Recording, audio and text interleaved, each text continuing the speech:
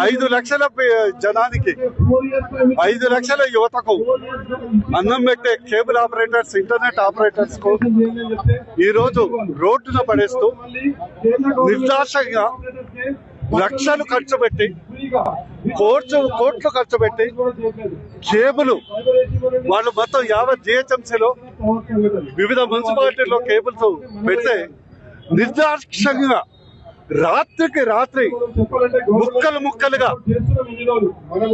Sadistic గా ఉన్మాదంతో cut చేసి లారీల్లో వేసి తగలబెడుతున్నారంటే ఎంత ఘోరమో అర్థం చేసుకోండి.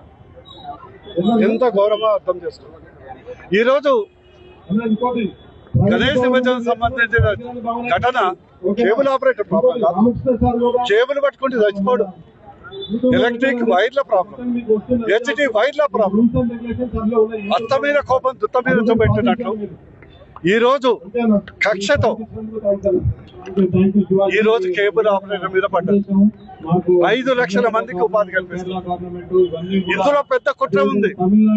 రేవంత్ రెడ్డి కుటుంబం మొత్తం ఒక మాస్టర్ ప్లాన్ వేసుకొని కేబుల్ ఆపరేటర్స్ మొత్తం నిర్వీర్యం చేసి ఉపాధి కోల్పోయేటట్టు చేసి వారే ఒక కంపెనీ ఏర్పాటు చేసుకొని ఒక ఫ్యామిలీ కేబుల్ కంపెనీని ఏర్పాటు చేయడానికి కుట్ర పని చేస్తున్నాడు.